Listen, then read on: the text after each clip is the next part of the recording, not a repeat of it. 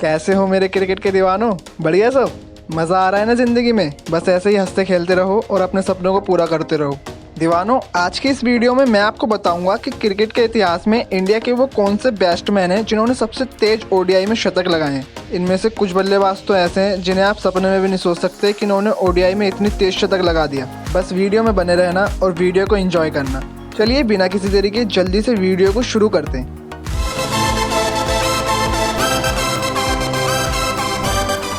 दीवानों, इंडिया के लिए ओडीआई में सबसे तेज शतक लगाने वालों की लिस्ट में 10वें नंबर पर आते हैं इंडिया के ताबड़तोड़ ओपनरों में से एक वीरेंद्र सहवाग।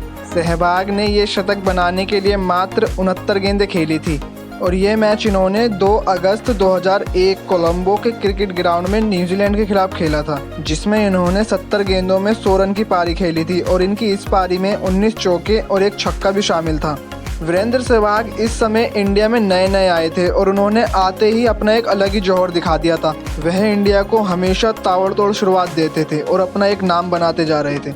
चलिए अब बढ़ते हैं अपने अगले खिलाड़ी की तरफ। हमारी इस लिस्ट में 9वें नंबर पर आते हैं यूसुफ पठान। यूसुफ पठान इंडिया के लिए सबसे तेज शतक लगाने वालों की लिस्ट में 9वें नंबर पर आते हैं। इन्होंने मात्र 68 गेंदों में शतक ठोक दिया था। इन्होंने ये मैच 23 जनवरी 2011 सेंचुरियन में साउथ अफ्रीका के खिलाफ खेला था, जिसमें इन्होंने 71 गेंदों में 105 रन की पारी खेली थी। इसमें इनके नाम 8 छक्के और 8 चौके भी थे। यूसुफ पठान ने इस मैच में इंडिया के लिए एक बहुत ही महत्वपूर्ण पारी खेली थी और उनका ये पूरा साउथ अफ्रीका दौरा बहुत अच्छा गया था, जिसके चलते इस साल के वर्ल्ड कप में इंडिया के स्क्वाड में उनका सिलेक्शन भी हो गया था।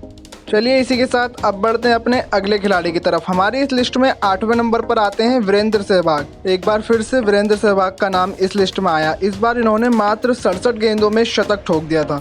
इन्होंने यह मैच 15 दिसंबर 2009 राजकोट के ग्राउंड में श्रीलंका के खिलाफ खेला था, जिसमें इन्होंने 102 गेंदों में 146 रन की पारी खेली थी। इनकी इस पारी में 17 चौके और 6 छक्के भी थे।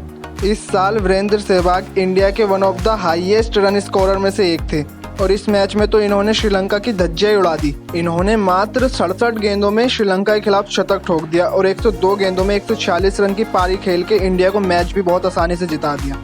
चलिए इसी के साथ अब बढ़ते हैं अपने अगले खिलाड़ी की तरफ। हमारी इस लिस्ट में 7वें नंबर पर आते हैं इंडिया के one of the best stylish left handed batsman Suresh Raina. और इनका क्या ही कहना, इन्होंने मात्र 67 गेंदों में अपना ये शतक पूरा कर लिया। रैना ने यह मैच 25 जून 2008 कराची में हांगकांग के खिलाफ खेला था, जिसमें इन्होंने 68 गेंदों में 101 रन की पारी खेली थी। इसमें इनके नाम 7 चौके और 5 छक्के भी थे। सुरेश रैना ने इस मैच में हांगकांग की खूब पिटाई करी। उन्होंने मात्र 67 गेंदों में हांगकांग के खिलाफ शतक मार दिया। रैना के साथ साथ इस मैच में धोनी साहब ने भी शतक मारा और धोनी साहब के साथ साथ इस मैच में और भी प्लेयरों ने खूब पिटाई करी थी हांगकांग की।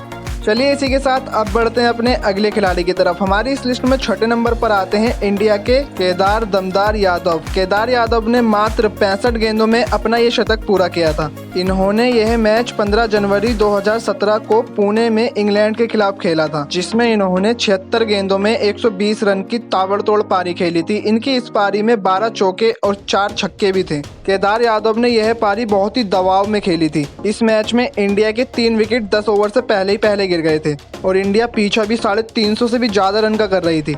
फिर केदार यादव और विराट कोहली के बीच 200 से भी ज्यादा रन की पार्टनरशिप हुई। इस मैच में केदार यादव के साथ साथ विराट कोहली भी शतक ठोकते हैं, लेकिन कोहली से ज्यादा केदार यादव की पारी की ज्यादा अहमियत थी, क्योंकि उन्होंने जल्दी और तेज रन बनाए थे और बन गए थे मैन ऑफ द मैच। चलिए इसी के साथ अब बढ़ते हैं अपने अगले खिलाड़ी की तरफ। हमारी इस लिस्ट में 5वें नंबर पर आते हैं इंडिया के लिए 1 ओवर में 6 छक्के लगाने वाले युवराज सिंह। युवराज सिंह ने मात्र 64 गेंदों में इस शतक को अंजाम दिया था और इन्होंने यह मैच 14 नवंबर 2008 राजकोट में इंग्लैंड के खिलाफ खेला था, जिसमें इन्होंने 78 गेंदों में 138 रन की ताबड़तोड़ पारी खेली थी। इस पारी में इनके नाम 14 चौके और 6 छक्के भी थे। दीवानों, इस साल युवराज सिंह इंडिया के लिए सबसे तेज शतक लगाने वाले बैट्समैन बने। उन्होंने मात्र 64 गेंदों में ये कारनामा अपने नाम कर लिया।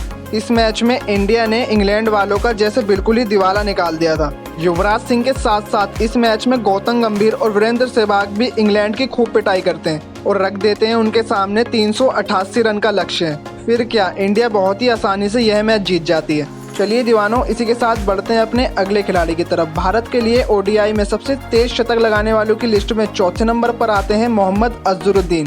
अजहरुद्दीन साहब ने मात्र 62 गेंदों में ये शतक अपने नाम किया था और इन्होंने यह मैच 17 दिसंबर 1988 को बड़ौदा के क्रिकेट ग्राउंड में न्यूजीलैंड के खिलाफ खेला था, जिसमें इन्होंने 65 गेंदों में 108 रन की पारी खेली थी। इनकी इस पारी में इनके नाम 10 चौके और 3 छक्के भी थे।